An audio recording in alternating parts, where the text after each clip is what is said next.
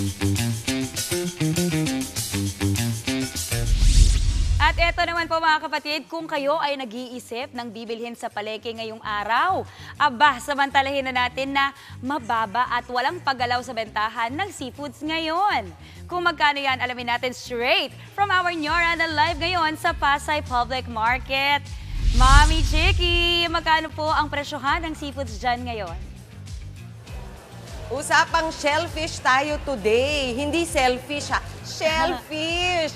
Dahil nga Friday, marami naghahanap ng seafood, di ba? Ngayong Lenten season, ako busy-busy sila ate dito sa bandang mga, ayan, sa mga shellfish, sa mga isda, sa lahat ng klaseng seafood dahil nga marami ang hindi kumakain ng karne ngayong araw na to. At ang good news, sabi mo nga Maui, maganda ang presyuhan ngayon, medyo steady, hindi siya masyadong mataas at marami kayong mabibili ngayon. Eto nga, kausap ko ang isa sa mga stalwarts talaga. Isa yun sa mga talagang matagal na sa 1995 pa lang ay nandito na siya, nagtitinda dito sa Pasay area. Rosie Abilita ang owner dito ng ating stall sa Pasay Public Market Fish Section Stall number B007. Rosie. Yes, good morning. Alam mo, nabati ko sa'yo. Happy birthday! Thank you, thank you. Birthday ni Ate Rosie. Tinan mo, magiging memorable ang birthday mo ngayon. Yes. Oo. Swerte ko talaga, nakahanap ako ng birthday celebrant. At swerte sila dahil marami tayo tuturo sa inyo tungkol sa ano ba pwede nyo gawin sa tahong ngayon. Dahil ito po ang specialty ninyo, shellfish. Tignan muna natin ang mga presyuhan nyo ngayon, ha? So sabi ninyo, ang small nasa tahong, nasa 80 per kilo ang small, 100 per kilo ang medium, at ang large 120. Maganda na yan kasi usually, pagka mataas, nasaan? Yung large po, pag mataas, maabot po ng 150, 200. So okay. Then, yung small namin, maabot yan ng 1... Pag mahal, ito kasi yung medium, nasa 120, 140. Pakita natin na ito yung small, medium, at large. Ayan po. Kuminsan nga nakakita pa ako ng mga extra large, pero dito tayo sa mga tinda.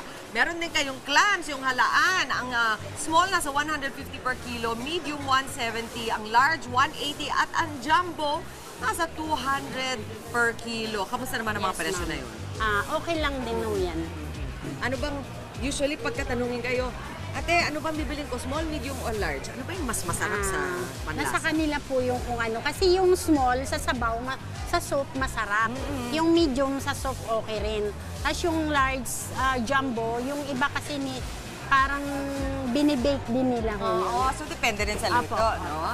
Okay, meron kayo lahat. Meron din kayo syempre nung trumpet at saka nung kuhola. Yun, hindi man sa dagat yan. Pero meron din shell, no? 80 per kilo. Ito po sa tabang. Sa tabang. O yan, buhay pa. Naku, napaka-fresh dahil buhay pa sila lahat. Nakita niyo yung clams. Ayun pa, yung tubig nagtatalsikan dito.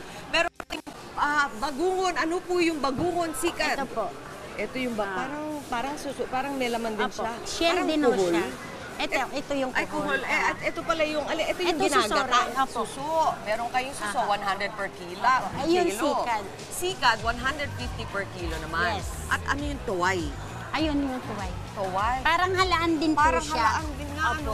O yan naman po, nasa 100 per kilo. Opo. Siyempre, meron din kayo ng lato at saka ng guso. 150 per kilo sa guso. 280 per kilo sa lato. Bakit mas mahal po yung lato? Mahal din po yung ano eh. Kasi ito po, mayroon tayong ganito galing ng Cebu, Opo. mayroong Palawan. Mas malayo. Opo. Naku, pero ang sarap yan eh. Pampaalat, di ba? Ano pa po ang meron? Meron pa tayong saang. Ano po yung saang? Ay, wala po yung Ay, wala saan. ngayon. Pero yung ano po spider shell. Spider Marami shell. siyang ganun-ganun. Eh, yung litub. Ano po yun? Ito po yun.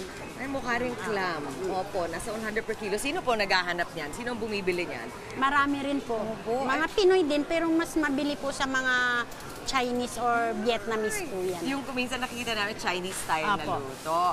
Yung oyster with shell, nasa 130 per kilo. Kung meat lang, tinanggal nyo na sa shell, nasa 400 per kilo. Ito po. Opo, ayun na. Ayan. Tinagtanggal na kayo. Saan po galing ang ating oysters? Mayroon pong galing yan ng Aklan, mayroong Cavite lang. Pero ito Cavite lang po yan. Okay. At ang scallops, may scallops din kayo. Local scallops. po ba yan? Galing dito Opo, sa atin? dito lang po yan sa atin. 250 per kilo naman. Wow, ang daming pagpipilian. Ngayon, ang gusto kong pag-usapan, ang sabi nila ang tahong talaga, bilhin mo ngayon, kainin mo rin sa araw na to. Apo. Huwag nyo ipabukas. Bakit po? Kasi yung napapanis din kasi huto eh. Napapanis din. Pero kailangan iluto mo pag binili mo ngayon. Kailangan iluto mo ngayon yan kasi nandiyon pa yung lasa, yung matamis, nasa baw. Ayan, hindi pa siya, kumbaga sa ano, eto kasi may tubig yan sa loob. Opo. So sabi ninyo, paano ko malalaman ko, ito po yung gusto ko, di ba? Yung parang, wow, ang taba. Ayan. Nakikita nyo na kung minsan may iba-ibang kulay. Meron Opo. din yung parang dilaw. At Apat na kulay apat na po yan. kulay. Ano po yung mga kulay? Red, at saka ito, dilaw. Opo. Tapos may puti pa niyan. May puti pa. Basta, ano yung gusto ko? Ano yung pinakamalasa doon? Lahat naman sila okay lang. Basta gusto nyo yung may kulay. Apo. Opo, okay. Ganyan po, matabaho yan. Pero paano kung sarado ng ganito? Di ba? Paano ko malalaman ngayon? Ayan man, open yan. Ayan, magsasara po yan. Ayan, nagsara na Ayun, po. nagsara. Ayan. Okay, pero kung minsan, pagka yung bukas ng parang bahagyang bukas na gano'n, na hindi nagsasara, patay na Patay yun. na po. So kung bukas, Yung tapos... ganito po. Yan. Ito, tinan nyo.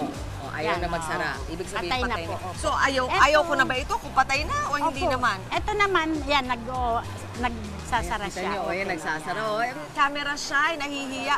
Yan ang gusto ninyo, yung Opo, mahiyain. yan po. Yan Kasi po ibig sabihin, talaga. buhay na Kita buhay, mong fresh buhay, na fresh. opo. Sige, so pag uwi ko, kaagad i-steam ko na ba? Kaagad Opo. kailangan para Opo. manatiling Para hindi na siya fresh. abutin ng patay. Okay. Bukod sa isasabaw yan, nalalagyan ng gulay, na I'm sure yan ang ginagawa ng mga mami sa bahay, merong bagong tinuro sa akin si Ate Rosie. Ako na magkukwento sa kanila kasi kulang tayo sa oras. Sige po. Mag-prepare kayo ng butter o kaya margarine. Lagyan nyo ng konting cheese, yung natutunaw na cheese. Tapos tunawin ninyo habang ini-steam ninyo itong tahong ninyo. At pagkatapos nun, hindi nyo na kailangan pahiran isa-isa at i-bake. Mahirap yon. Kung wala kayong oras, ilagay nyo lang lahat ng steam ninyo doon sa butter mixture, butter cheese mixture. Halo-halong ganun. Opo. Diba? Tapos lalagyan mo daw ng garlic. Opo. Tapos yun na parang popcorn, mauubos. Yes. Di ba? Yun ang ginagawa niyo Opo. pagkasama yung mga amiga mo. Anong gagawin mo today for your birthday? Ayun, gagawa ng cheese taho. Di ba? Sige, ano na po, imbitahan niyo po sila dito sa inyong stall sa Pasay. Dito po kayo mamili sa Pasay Libertad. Mura po rito ang bilihin. Alin saan po kayo Sariwa po mahanap? yung mga sariwa yung mga bilihin dito sa amin. Gaya ng tahong, halaan, lahat na shell. Ayan, at napakamaalam itong si Ate Dito Rosie. lang po ako sa stall B6, B7. B6, B7. six. Mahanap talaga. Kaway-kaway lang kayo. Nakita nyo na sa TV. Happy birthday po. Thank you Maraming po, salamat. thank you. Back to studio. Maraming salamat, Mami Jakey. Napakasarap naman yan. Mga kapatid, Maui David po. Simula ng inyong araw na may alam at may pakialam sa mga may init at umaaksyong balita sa bansa. Para maging una sa balitaan, mag-subscribe at mag-follow sa social media pages ng News 5.